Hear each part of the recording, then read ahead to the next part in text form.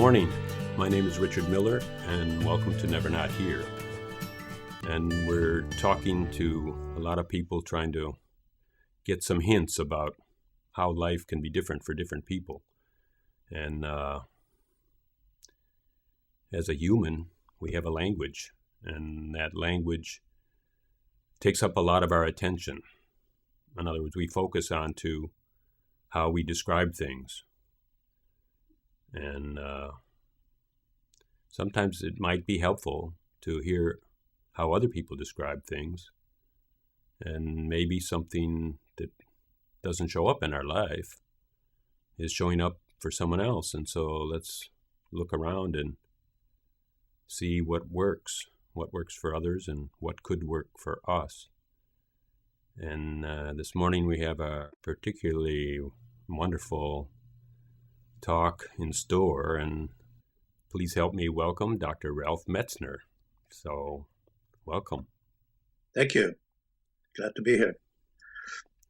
Dr. Metzner is a real pioneer in consciousness for decades, actually. We don't want to start saying how old everyone is, but pioneer means really had been on the cutting edge when the cutting edge was sharp, and still has stayed with these experiments and this expansion of thought. So consciousness is, I don't know, what should we say about consciousness? I guess it's kind of vital, right? Yes, it is. It's inherent in everything. Shall I start? You may, yes. Yeah. So this image, if you can see this. Yes, we do.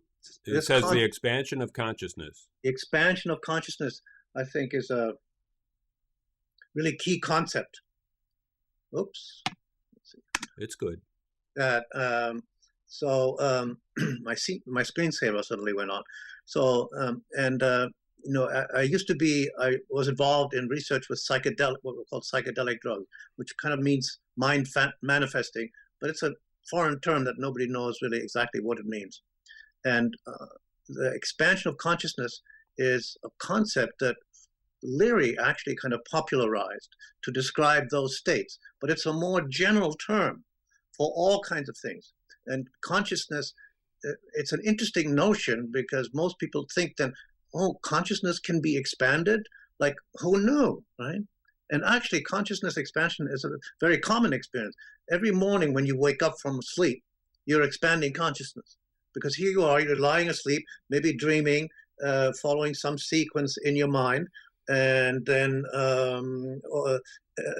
you gradually become aware, I'm actually here in this body, in this bed, in this room with my spouse, or maybe not, and then there's a house, and there's all my relations with family, with friends and profession, and there's a garden outside, and there's a whole world outside.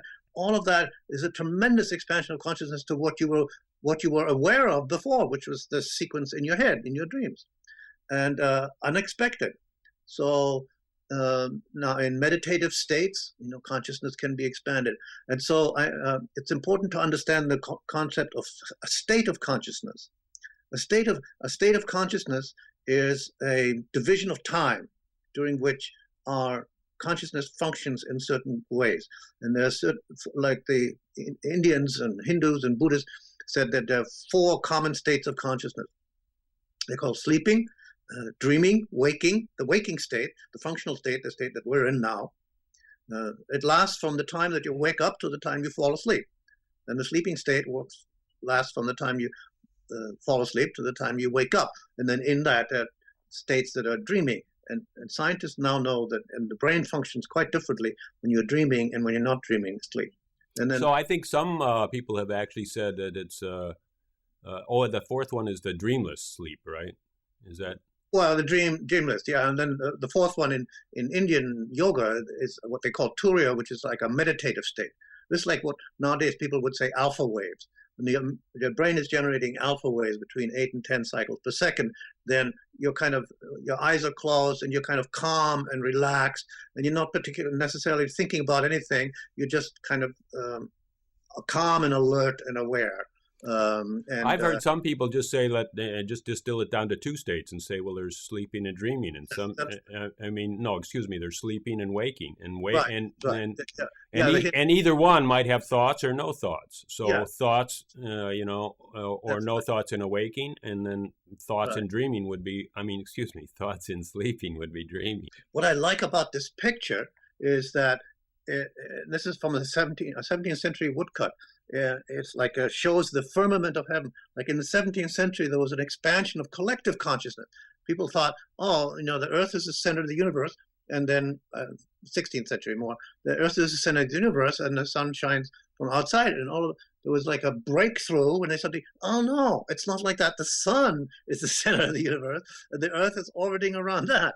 See, and so this guy is breaking through everything. This is the familiar world. And this is what happens when people have an awakening experience. And it doesn't necessarily tie to drugs, certain kinds of drugs, yes, but it can happen spontaneously. And we kind of mystics describe a kind of cosmic consciousness where they're at one with everything. And I guess there's so many ways to do it. I mean, in the Middle Ages, yeah, people would travel to the main town and go into the cathedral, and they'd look at all those paintings, and that would be a huge expansion of consciousness. exactly. Well, actually, anytime we travel in itself, uh, we go to Europe. I've never been there before, and then our worldview. See, we have a worldview. Then that expands, and you when you fall in love, that's an expansion of consciousness. All of a sudden, you have these new feelings that you never had before. Or you're listening to music, and you can have an expansion of consciousness. So it can happen under all kinds of circumstances. And then there's also the opposite, contractions of consciousness, which is very interesting. That's called concentration. Like you and I, we're concentrating right now. We're looking at the screen and at each other, the image of each other. We're not so aware of what's happening all around us. But when we could become aware of what's happening around us, for example, if there was a loud noise, or if an elephant walked in the room, or something unexpected happened, then our attention would expand, and we'd become aware of that. And so expansion means that you're still aware of what was before, but you're aware of more.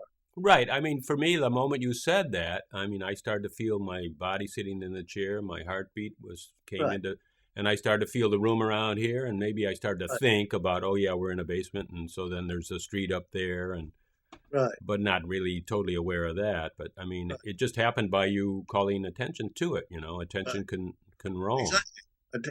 Attention. I have a formula that I use. It's called intention and attention and awareness are all three connected. The intention is like when when you choose to direct your attention at something. Of course, your attention can also be captured by a loud stimulus or an unexpected something.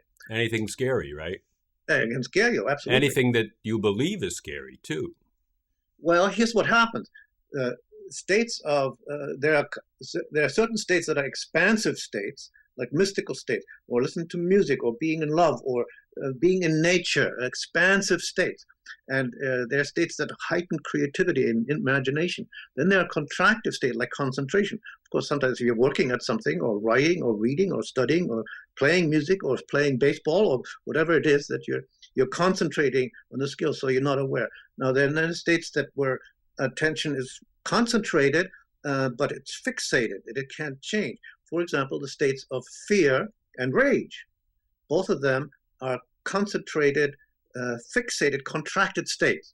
And because in fear, you're aware of, you think of, oh, something is threatening, and you just see the threat, and you have the fear response to it. Well, the same with danger. It's threatening, but I'm going to deal with it. I'm going to hit it or kick it or whatever, like that.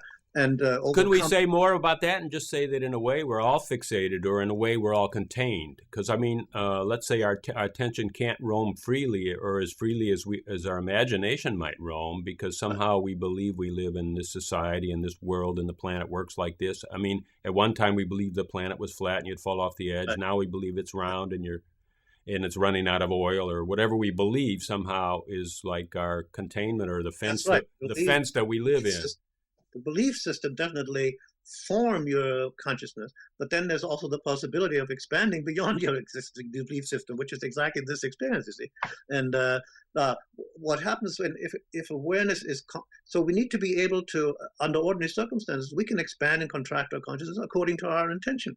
Now, if I want to read a book and I focus and then I'll play a piece of music or listen to music, I'm concentrating on that, or like concentrating now. Then if I want to expand and relax, then I might go for a walk and enjoy the forest or whatever it is that where I'm there. And so, or now, but when contracted states of consciousness like fear and rage become a habitual, we call them addictions and compulsions. Because the addict is a person who, or alcoholic or drug or behavioral addict of some kind, compulsion, addiction, compulsions, addiction is where you have the same experience repeatedly and you want to repeat it over and over, rather than, it's not the experience per se that's harmful, because under ordinary circumstances you may drink a glass of wine or whatever it might be, but if you're drinking wine to exclusion of other activities and becomes a habit that destroys your other things, then we have what's called a pathology. And so in a way, could we say that the intention is what frees you, but it also is what binds you? Because intention in a way is like, let me think, how should I say it?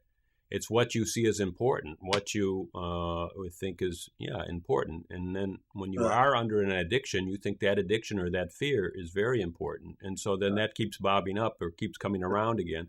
And it kind of acts like a filter that you're seeing everything through. So you can go to Europe and say, okay, I have an expanded consciousness, but then you might just say, oh, I went to Europe and they live so poorly there and it's so better in the United States and we're the only free ones. I mean, you could say a lot of things depending on what filter you look through. A lot of people don't like expanded consciousness and they don't want it because it's scary. My father, when I first explained he was a conservative businessman, and when I first told him about this notion of consciousness expanding, he said, well, I don't really want to expand my consciousness. I have enough trouble dealing with it as it is in its ordinary contracted state. So, of course, it was like off the cuff kind of thing. Yeah, no kidding. And an honest answer, right? It makes sense. Yeah, there's no law that says you have to expand your consciousness. Like there's no law of nature that says you have to wake up in the morning, and when you're depressed, for example, that's a contracted state, and people don't feel like getting up. There's nothing to wake up for. There's no point. It feels hopeless and helpless, and I don't have the energy, and forget it. So expanded contracted states. I'm not trying to say that expanded states are good and contracted states are bad, because they can both be. You can have an expanded state that's just, but you can't do anything with it. People be spaced out, for example. You're aware of, but you can't focus. That's also not good. And contracted states can be good and necessary. If you're playing a piece of music or concentrating on a computer program, then you want to be able to concentrate and not get distracted by funny ideas or fantasies or something else. So, but it's being fixated, and so yes, intention is the key, because and that's why in the Buddhist traditions, the meditative traditions, they emphasize mindfulness. Are you choosing to be in the place that you are? And that's the argument that I make, is that you want to become aware of the state of consciousness that you're in. And then if it's a positive state, make use of it. Do something creative and positive and interesting with it. Like live your life in new and imaginative, creative ways, and healing and whatever it may be. If it's a negative contracted state, learn how to navigate yourself out of it. Learn how to, if you're caught in an addictive, compulsive, obsessive thing or fear state, learn how to navigate out of it, because it's a time-limited thing. And of course, that's what we do in psychotherapy. Psychotherapists may help you how to get over depression and like that. So that's. Would it be different to say learn how to navigate out of it or learn how to navigate through it? Navigate through it, yeah. Because out of it, I think we're all pretty good at avoidance, and I don't know if that really. Well, avoidance is a fear response, Yeah, but I mean, we're thinking we're getting out of it, but then it bobs up again. It comes. You want to get out of the avoidance response, or deal with if the threat is a real threat, But as psychologists know, a lot of times avoidance responses to a threat that's imaginary. It's in your head, or it's past. It's past. It's from childhood. It doesn't exist anymore. It's a That's the best way to find that out, is to just stay there with it and realize, hey, this is fake. This is nothing, and this is what's not happening. Navigating out of the state means that you could see the thing, whatever it is, and you're no longer afraid of it. See, that person who's been traumatized, then, and has a fear of, say, being in water because they had a drowning experience or something like that, then, when he navigates out of the fear, doesn't mean he avoids water for the rest of his life, but he can be in water and it's not scary. Yeah, but many do, of course, He's no longer in the state of consciousness. Right, right. It doesn't trigger that fear reaction. Right. So what you're saying is really great, that, concentrated consciousness and expanded consciousness come and go back and forth when they're probably useful. Right. And that if you get caught on one, thinking that you should always be expanded or you should always be under control and contracted a little bit, you're probably not always appropriate. And in a way, you go into a lot of denial of the opposite state if you think I should always be expanded.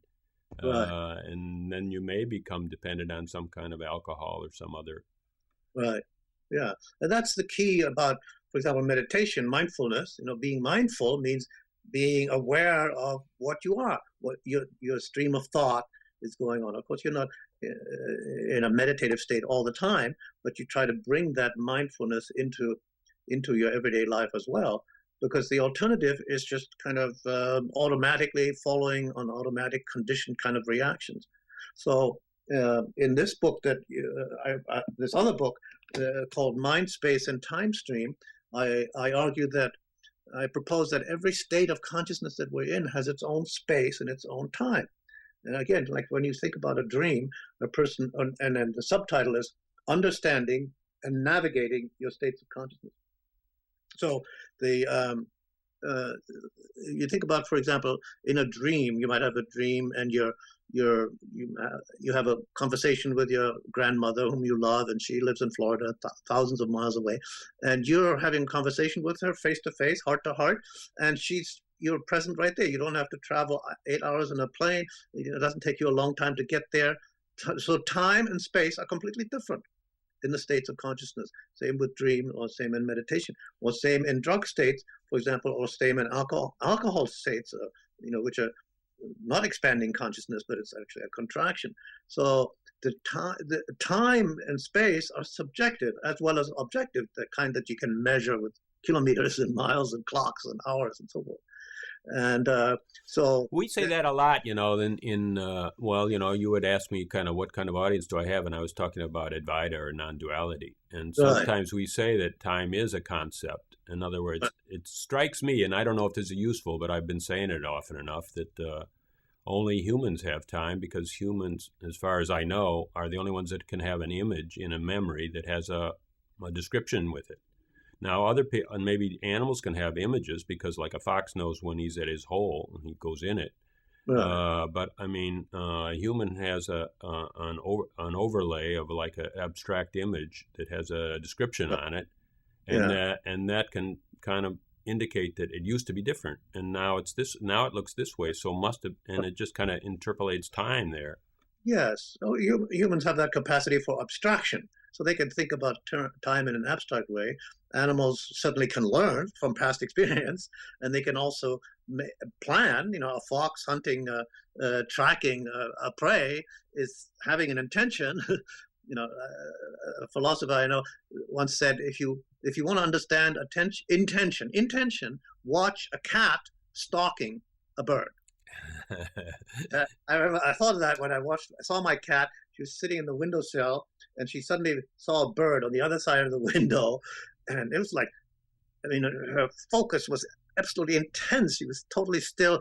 Her end of the tail was kind of flickering a little bit. Whiskers were like, I couldn't distract her. She was like totally focused. I keep my thing keeps going up, but that's okay. Yeah, that's okay. It doesn't affect the recording. Doesn't affect that. No. So anyhow, one time I saw a movie that where primitive the San people are people in South Africa that are like the last of the Bushmen, right? Yeah. And they showed him go on a hunt, and they actually said he became the animal. he Right. became somehow he embodied, not embodied, but took the consciousness of the Conscious. animal on. That's right. So And they could kind of track and where was this animal likely to be? So that's then, right. Actually, that's how it worked on that one. The animal was many, many miles in front of him, and sooner or later, at a certain time, he became so much the animal he didn't even look at the tracks. He just knew right. which way he was going, and he actually winded the animal because he only does that kind of rundown when it's over 100, and a big animal doesn't sweat. It only can breathe like a dog pants, Right. and they can actually keep they're way behind the animal, but the point of what I'm trying to make is that whether he had an intention or not, I mean, he just became that animal in a way, and I think your cat just Yeah. became the mouse. Yeah, but he did have an intention, which was to track and hunt and kill and eat the animal. I don't And know, or maybe his intention was just to be a cat, to get away from this guy, he's gonna eat me. I mean, that's So those Bushman and Hassan, they also have tremendous telepathic communication with their tribe back home, which is very important and understandable. It's an evolutionary thing because the tribe back home needs to know, are the guys going to come back with food for the whole tribe, or are they going to get killed? Right. Or should we go dig some more potatoes? I don't know what. No iPhones, no email, Right nothing. on. Right. So it's vital to survival that they have this telepathic rapport, and that's been shown. The Aboriginals, the same thing. The Sandbush in Australia and the Sandbushmen, they have telepathic rapport from childhood on, and they cultivate it because that's their way of communicating across tremendous distances. In Australia, but is that an evolution, or is that just the original equipment that we had and we kind of unevolved out of it? It evolved, yeah, and it was adaptive. But in the argument would be, some anthropologists make this, we can't tell for sure, of course, but because it's a function that we don't use anymore, because we've start to rely on the technology, so it's kind of atrophies, like a function that you don't use. It atrophies over time gradually, but it's potentially there. Right. In other words, our attention is off of it because we're such abstractors. We're always thinking on the why of things. We found other ways to communicate, like using Right. words and then written words and then telephone and sounds and the various technological enhancements, which is one of the things that happens when people in Native American tradition, for example, they would go on a vision quest, and the young people in the tribe would be taken by an elder and taken for 3 days or 4 days, sometimes out into the wilderness place, and then they would fast, sometimes even without water, but more often with water. And the vision quest means they get a vision for their life. Basically, one of the things I say is that vision relates us to the future the way memory relates us to the past, because we remember past events and then we connect with them into the present. That's what the word remember actually means, reconnecting, the opposite of dismember. And so we see the relevance. And the same with a vision. We have a vision of future possibility or probability. Of course, it's not a prediction. It's not like it's going to happen necessarily, because future hasn't happened. But it's a vision of a possibility. And then a person may have a vision. For example, a child may have a vision for their life. I'm going to be a doctor. And then that's a vision of them. They see themselves practicing medicine with people, helping people, curing people, and so forth. And then, of course, they have to make it real by going through school and getting medical school and getting trained, whatever. But so memory and vision, more or less, are what our continuity is, and whether we can live a life without continuity, just spontaneous moment to moment. Somehow we have to know we live at that address and we're in this house, and maybe if we have a job. Well, we need some continuity, like planning and anticipating the future. I mean, when you and I connected, and then we had a vision of the possibility of having a dialogue and using this technology, and then we made plans to do it, and like that. So anticipation, we do it all the time. What the Vision Quest was saying is something that has more the spiritual dimension, and of course, we're multidimensional beings. We have the mental, the emotional, the physical, the spiritual dimensions, and memory always. In the spiritual aspect, and you think about memory, is the question of like, what's our origin? Where do we really come from? Of course, we come from home, family, and like that, country, place, and parents, and like that, and then maybe we connect to the ancestors, and then where does the spirit come from? Where does the soul come from? Those are kind of mystical questions, you see. And then also we have a sense of where are we going in the future? What's really the purpose? You see, questions like concepts like purpose and vision are future oriented, because this is what's my life all about. Is it about having a job and raising a family? Okay, so that's one thing. But doing something, and then, what comes after death, for example? Do we have a vision of that? Do we have a conception of that? Or is that just something we want to close ourselves off to and say, wow, we can't possibly think of that. We can't know anything. And so let's just be quiet and pretend it not going to happen. Which, I guess we do all of those things, because well, certain yes. parts of our society Yeah, are pretty blind to aging and passing over, and other parts of religions have always stressed that and said that tomorrow will be a better day, and yes, you'll go to be in heaven. Have that option, just to pull the cover over our eyes and go back to sleep, and pretend nothing's going to happen. Since we can't know what's going to happen, let's pretend nothing happens. Let's just say nothing happens. It's kind of idiotic because people, spiritual traditions have talked for millennia in East and Western religions about, no, death is not the end of, it's the end of the physical body. Yes, it's not the end of life, any more than birth is the beginning of life. So those are just two transition points. We talked about many ways to expand consciousness just by having new experiences. And then I would say that a lot of our experiences are filtered through our conditioning or somehow our culture and so on. And it can't expand really infinitely there or without any kind of constraints, Right. often anyhow. Every once in a while someone breaks through, maybe not of their own doing. They just break down and something pops, and then they take some years to put it together and reconstruct and try to say, well, what the hell happened to me? And I guess anything that's unexplainable is called a spiritual experience, right? Right. That's right. That's the last explanation when none other one will do. Expansion of consciousness can be horrendous, and can be shocking and surprising in that kind of breakdown, the expanding of perceptions, like the guy breaking through that roof of his hitherto assumed conception of what the world was all about, can be frightening and shocking. And of course, he doesn't even know a roof is there. He just thinks, no, this is the explanation, I mean, the world, the earth is the center of the world, and the sun is on a disk that goes around, and there's a disk outside of that with stars on it, whatever the explanations used to be, and whatever they are now. I mean, why should we assume that now we've got it right? Now we've got it right. We got science now. But the scientists are constantly telling us, well, the universe is much bigger than we thought before. There are many more billions and trillions of, how Carl Sagan used to say, billions and trillions of planets and solar systems and galaxies, and constantly discovering new. But that's kind of a mental thing.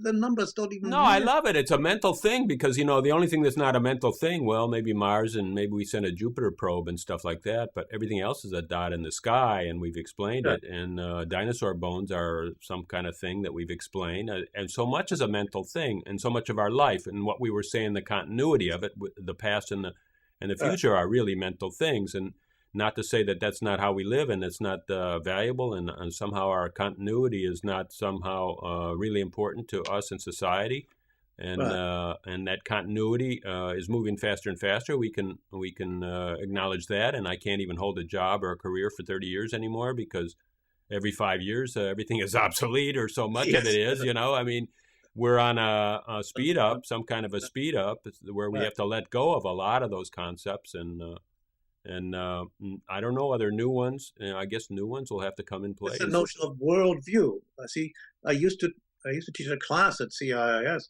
on worldview and expansion of worldview, the kind of conception, what Germans call the Weltanschauung, the attitude toward the world. What kind of a world do we think we live in?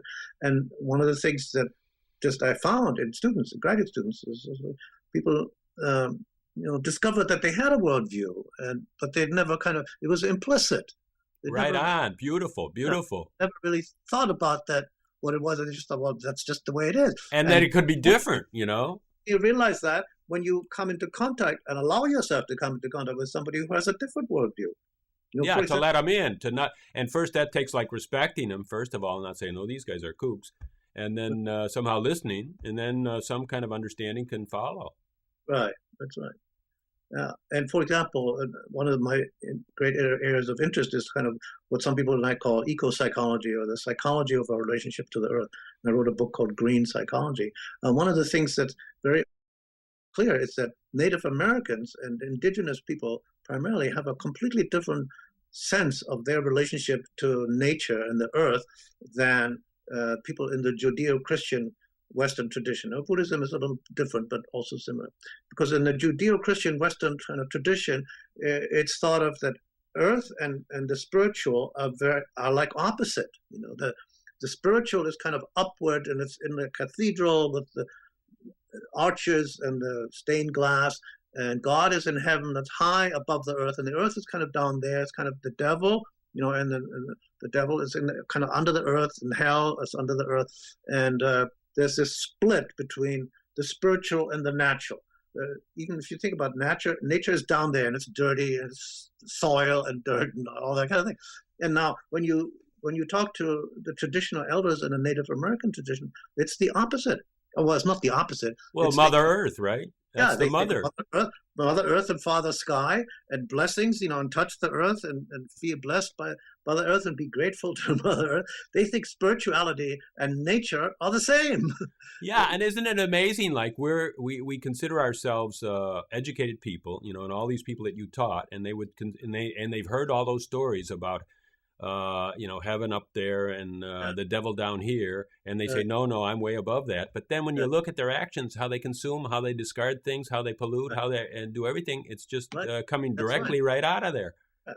Yeah, if we had a conception of, I'm not trying to paint the Native Americans as ecological saints. Of course, they're conditioned by the same mindset as everybody else. But in the tradition, the idea that you can just dump garbage into the rivers or into the soil is inconceivable. This is like polluting, the mother, the earth. Right, of course. But in one sense, garbage in a natural society was a natural garbage, and it just probably was not. Everything is recycled. Yeah, yeah, everything recycled. There's no garbage in nature. There is no garbage, right? Everything is recycled. Everything's compost, right? Composting, exactly. And even the little bacteria, the little bugs in the soil, everything is recycled. So we impose this structural system, and of course, just changing our attitude is not going to change the whole system. We still have to change the system, clean up our act, so to speak. But It's interesting that an attitude of respect and reverence for the natural world would definitely help to prevent this kind of pollution and despoliation and kind of recklessness, over exploitation of the earth, wouldn't it?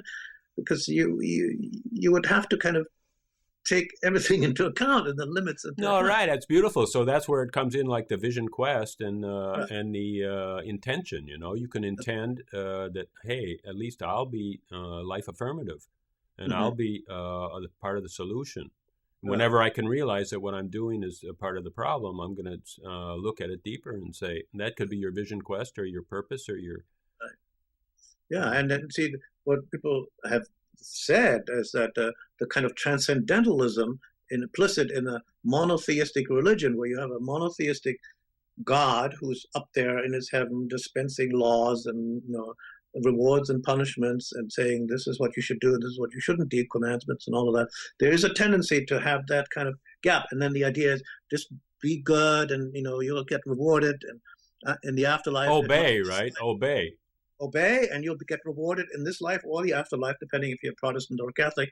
And then, so obey could be good if you're obeying your own heart, or somehow you're in sync with what's happening now. But obeying somebody's 4,000-year-old, 2,000-year-old scriptures, maybe it depends on a great deal of interpretation. Yeah. If you're in the military, then obeying is essential. Follow orders. Right. But if you're not in the military, you have to... if you're following follow your own heart, follow the promptings of your heart and your spirit. Really, I would say your spirit speaks through your heart. But it doesn't issue commands, because we do have free will. we can choose to ignore the promptings of our spirit, or some people call it the conscience, the still small voice. It doesn't say do this or else you'll die, And it might be true, or but it's not instant karma, right? It happens a little later. it's a still small voice. You only hear it, and you can ignore it. We have free will. We can choose to say, "Oh, I'm gonna go for, go for everything I can get," and Let's that's talk like this. Let me ask this question because, okay, let's acknowledge a couple things. One thing about life is probably most important is consciousness or awareness, or even a tree knows where the sun is up and the water's down. I mean, amoeba knows that eat over here, this is where the food is. There's nothing over there. And then, of course, life as we know it has an electrical system too. It depends on a nervous system. And then somehow, really all the functioning, so much of the functioning of life is chemical because that's how we fuel ourselves in a chemical way with eating and digestion. And then apparently the body is really controlled by a lot of chemicals. And what we're finding out in allopathic medicine, people synthesize those chemicals, and what it changes, I don't know, whether they're enzymes or whether they're digestive helpers or whether they interfere with nerve receptors, or there's so many different things that a chemical can do inside the human body. And even though consciousness might be primary, I mean, without the right chemical balance, the consciousness is somehow distorted. And well, that's right. Which brings us back to consciousness expanding drugs, you see, or right. That's what I wanted to kind of ask. I mean. There's always chemicals zipping around in our brains, but consciousness is not limited by them, because consciousness continues after the body and the brain goes, decompose and go back into the earth. But and it exists before that. So yeah, maybe not in the way we know it, or maybe in the way we know it. I don't know. Exactly. We can't be sure, right? Or maybe somebody can, but I mean, I don't feel that I can say that with sureness. I can say it as a belief or like as a hope or. Yeah. No, there's people that, have had near-death experiences, for example. They come back and they report, well, definitely consciousness continues after the death of the body. And the mystics say the same thing. Well, of course, as an individual, we can't say until our time comes that, but yeah, there's always the substrate of our life is the body, and there's no reason to ignore the body or get beyond it. In fact, every reason to transform it and make it an even more sensitive instrument for our creativity and for consciousness. So we were talking about kind of like that when we were talking about the time stream and mind space. And we were saying that memory is kind of like lets us have helpful things from what happened, and the vision is allows us to go toward the future, and these are kind of mind things, I think we said.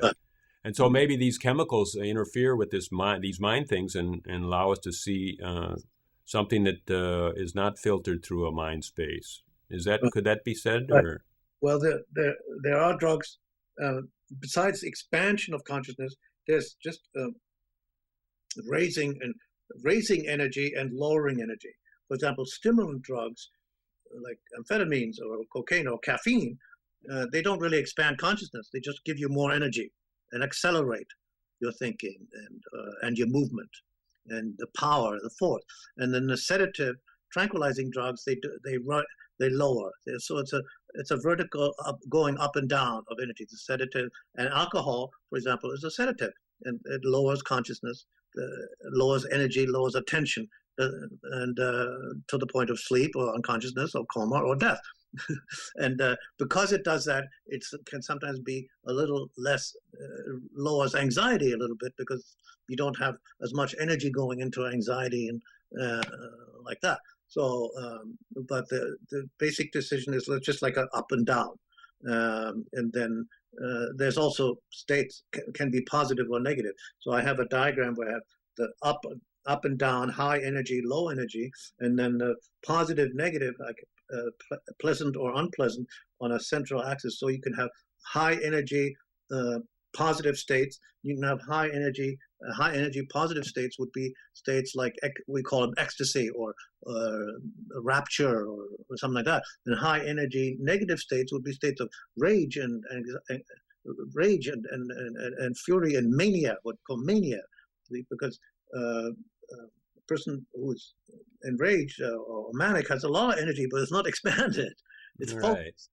This is really curious because let me ask, if I may, like, okay, we're talking about high energy and low energy, but in a sense, the energy is what I've got in my belly is digesting, and the Right. energy, of course, of my fat and body and everything else that my body can turn into energy in a Right. way is, well, I don't know, it's not like my digestion gets better, or like we can start to say that energy flows from the planet Right. and somehow I receive it more. Right. It's almost like the resistance goes away. It seems like to me that most of these kind of experiences, and I've had a very few, not so many, but I mean, I kind of speak a little bit personally also, that when you don't feel your body, you don't also feel that the maybe artificial limitations of your body, the tensions of your body that constrict a flow of energy that may be already here. And so Mm-hmm. then you don't feel the tiredness and stuff, and you think, whoa, I could get up, I could dance. I don't feel the creak in my back anymore, Like, Yeah, what should yeah, I get on my bicycle? I could go 20 miles. yeah. That's why people take amphetamines. They can override the pain signals or the fatigue signals from the body uh, for a while. For a Yeah, while, for a while, then it really crashes. But I mean, that's basically what they're doing, right? Overriding the pain signals. we all do it. Because when in the daily life we push ourselves because of demands of the job or what we sense of our obligation, and we push ourselves, and then you get diseases what are called stress. Stress illnesses and ulcers and fatigue, and we don't get enough sleep. See, in that quadrant, so high energy positive, high energy negative. You also have low energy positive and low energy negative.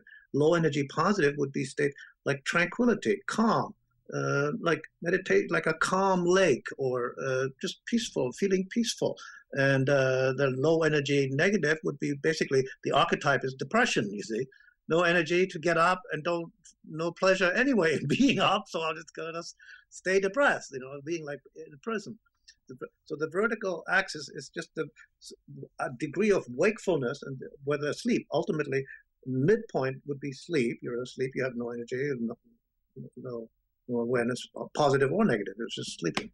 I'm very interested in the in that one quadrant you call the low energy tranquility, or somehow feeling okay with myself, because that is definitely not stress. And I think that some people actually testify that from that position, a high energy can flow too, because they're in vipassana or something like that, and then it just starts to, Yeah, even with feeling good, high energy comes through, and that's what they call open consciousness or some kind of yeah, super awareness. absolutely, absolutely. I sometimes make the analogy on the high energy positive feeling and high energy and low energy positive feeling. It's like the difference between a waterfall or a fountain, and a calm lake. They're both very pleasant, but they're very different. The waterfall or the fountain, it's bubbly and sparkly and full of vigor and vitality. The other one is also vitality. It's also positive, but it's calm. You're not doing anything. You're just like a calm lake, enjoying peacefully the contemplation on the beauty of that calm state. And out of that, it's a state where your energy is being restored. You think of a Buddha meditating, for example. Eyes are closed, hands are folded, position is perfectly calm, perfectly. It's not passive. What, and it's open. You see, it's open, even though it's open inwardly. Now, of course, it's attentive. It's awake. It's awake. It's not asleep.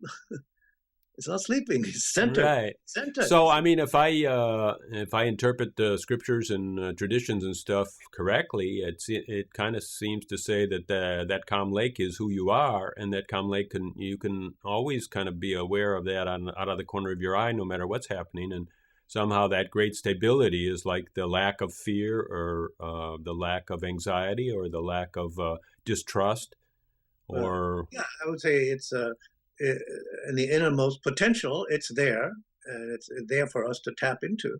But in our ordinary consciousness, of course, we get distracted from it. We get wrapped up in busyness and all the stuff we have to do, and stress we have to deal with, and all that kind of thing, obligations. But it's always there. It's still the still small voice, as some of the mystics call it, or that calm center within. The word meditation is related to the word like medium and mediation. It's the middle. See, it's being in the middle between approach and avoidance, not avoiding and not approaching, and not moving towards and not moving away. Right, a very neutral state, or very centered, right? But Sure. I mean, it's not even a mental state, really. I mean, it's just an open and awake state. Whereas No, avoidance, that's right. both No, avoidance and approaching are a mental state, right? It's kind of like a desire state, or desire fear, which is the same thing, desire not to. right, right. That's well, I would. It's as a state of consciousness for sure. Right, and but and of course, our state of consciousness fluctuates all the time. Um, but and when you're in that meditative state, you're not doing anything. So, but we want to be able to access it when we want to, and so then people meditate regularly, and then it's like restoring your energy. It's like, but it's not sleeping. You're awake, and you're inwardly connecting with your center, with your source, with your spirit, like that. And then you get back involved in your life, and in your everyday life, you want to be mindful of as well, follow your intention rather than following, just reacting to things that life throws at you, doing things that are initiated by you and intentionally by you. Like my Gurdjieff is a teacher that I often like to, just think of it. Most of the time, we're not conscious. We're just kind of automatically going through, the rituals. For example, he'd say, well, for example, that spot where you spilled something on your tie or on your shirt, were you awake when you were doing that? Conscious. And see, the Indian traditions and the yogic and Buddhist traditions, consciousness is not taken for granted. In the West, we think, oh, we have consciousness. When I'm not sleeping, then I'm conscious. The yogis and the Buddhists would say, oh, no. The default condition is unconsciousness. They call it avidya, not knowing. Unconscious, right? But anyhow, what this is, It's I think what we mean in the West is that, okay, we're conscious. We're conscious of what we're conscious of, which is our abstractions. We like to prefer our abstractions. And so our tie is not there at the time because we're thinking about, like, what are we going to do tomorrow? Rattling So around. then what the Eastern people are saying is like, without abstractions, you're conscious of what's here now and what is real. Abstractions are only like pseudo. No, they would say consciousness is something you have to you generate by being mindful, being attentive, being attention, having your attention, right. be following your own intention. No, I take that. I guess I've taken that to mean that you're always conscious. You can be conscious of many thoughts and ideas and fears and worries and energy flows, and none of them have anything to do with what's really here. They're all your projections and overlay on what's here. And so that is what the Eastern people are calling unconsciousness. You're unconscious to reality. Your only consciousness is in your dream. Just automatic, habitual kind of patterns, thinking the Right. same thoughts, doing the same, going through the same routines. So consciousness is a very subtle kind of elusive thing to define, isn't it? Right. It is a bit, I mean, not so bad. I mean, I think you could just, you can just zero it in on saying, well, it's hooked into reality and your life and your body and breathing and so on, or it's Right. hooked into your dreams and ideas and fears and some other kind of things. I mean, like, okay, every idea, every thought, every belief is built on a conceptual basis. In other words, it's on a certain like every mathematical formula is built on an axiom. And so then, as long as you're in the realm of where that axiom works, it seems the whole thought structure seems okay. But when you try to get out of that axiom, the only thing one thought generates another, all it can do is go in circles. Mm.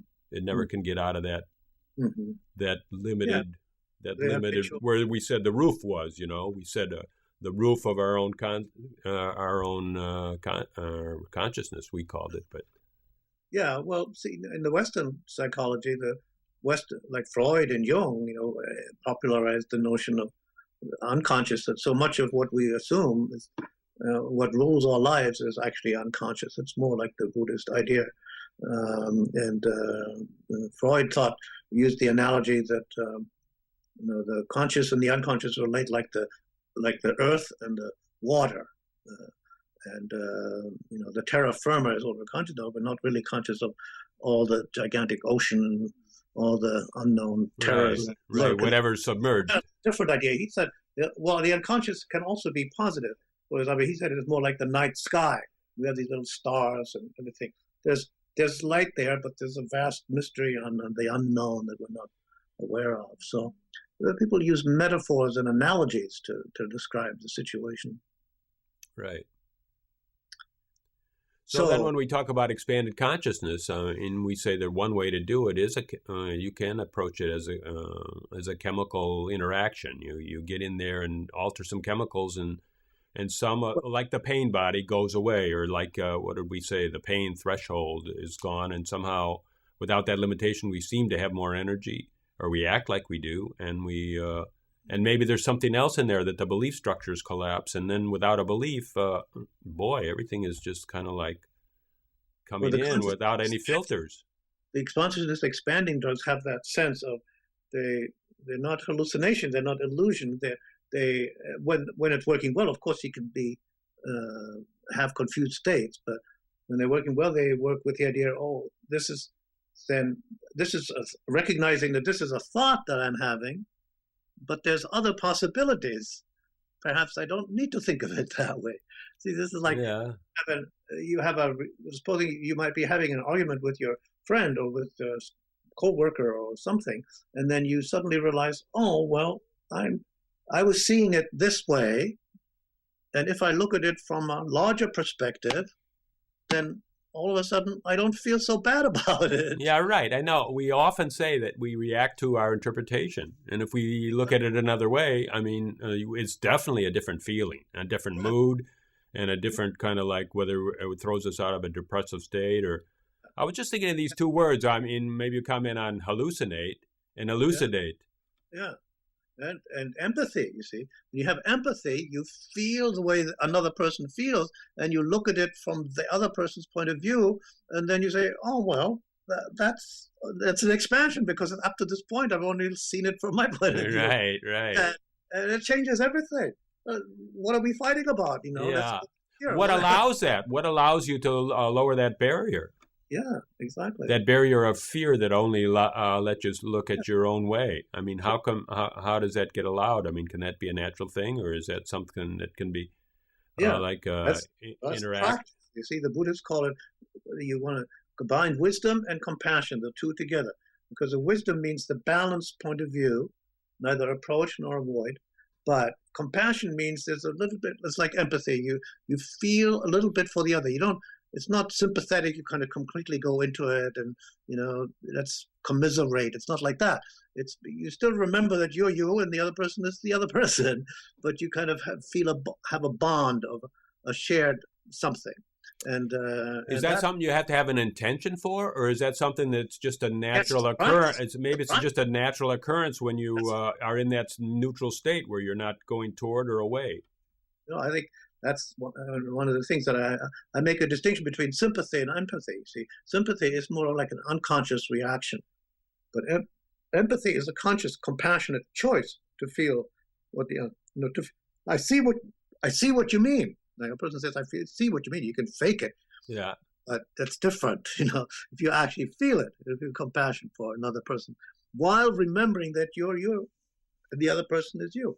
Whereas sympathy is more like, say you're walking along the street and there's a guy who's fallen into a hole, so you jump into the hole with them. Misery loves company. You have two people who can commiserate how difficult it is to be in this situation. Oh, yeah. That's different than saying, you're in the hole, that must be bad. Let me get a ladder, right, and help you get out. That would be empathy, you see, to me. Or compassion, because right. No, I get the difference. Because we commiserate with the sympathy. You're saying sympathy is like commiserating. We're looking for agreement, and so then we can agree over negative things just as easy as agree over positive things. It's better than nothing. Yeah, right. Maybe misery loves company, kind of thing. But right. But it doesn't change the situation, which is more important. Yeah. What can change the situation? The world needs a new story, doesn't it? Desperately. Yeah. Well, it depends what the situation is. Look at those Chilean miners. They were stuck down there in the mine. People didn't just say, "Hey, we'll send somebody else down there to keep you company." Right They on. said, "We're going to work on getting you guys out of there." So that was, that Yeah. makes all the difference. God, I was on YouTube or somewhere I saw actually a guy from who knows Ohio or something, and his company actually had the drilling technology to do something there, and he flew down there, and he Uh, just on mid-sized company, not real rich guys, but he just gave himself to get right. those. He knew he could do it. He just said, "Hey, we could do it," and he got together with his people, and they made a few parts there really quick over the weekend, and that's what I heard anyhow. That happens all the time. See, these disasters happen, it brings out the best in people. Like in the earthquake in New Zealand, then people come from all over, United States, France, China, Japan. Doesn't matter. They forget their enmities, they forget their competition, all of that kind of thing. Just go, help the people get out of the hole, and it brings out the best in people. It's a That's why some people now say that kind of empathic connection, ability to connect and feel with another and take practical action to help other people is built in. It's a different conception of evolution. It's not just always competitive struggle, who can get the most and who can grab the most for themselves. Yes, that's there. That's there too. It's in human nature. It's obvious. You can see it all around. But we have this innate capacity for and willingness and energy to do something to help others. I guess I'm a very impatient man, because like when I start to think of spiritual teachings or even consciousness expansion, what seems to come to me is I like to grumble that it's really not working, it's not doing enough. And maybe it's doing huge things. Maybe it's just immense for mankind, what's happened with the consciousness expansion. But I'm always thinking like, where does it really touch ground? The And Serenity yeah. Prayer, which I really like, which I think comes from the Jewish medieval tradition, doesn't it? God give me the energy and the compassion to change the things I can change, the patience to accept the ones I can't change, and the wisdom to know the difference. Really? Is that it? It's the serenity they call it, the Right. serenity. No, that's true. Yeah. Right. So, um, But somehow, that's the key right there is to know the difference and to say and maybe push the limit too, and then it's easy to get into a stasis and say, well, that's the way it's going, I guess, right, right. and both, I think it's clear that both you are writing books and giving lectures and constant work with your life and my small contribution of this TV show and internet. We're both wanting to spread the word and saying that consciousness can be different and that life affirming activity and life affirming thoughts can be important. Right, exactly. You can make a difference, in your immediate environment, whatever that may be, with what's given to you, and rather than the problems that confront us are enormous, unbelievable. Many people feel so overwhelmed with them that it's understandable that. But here we are,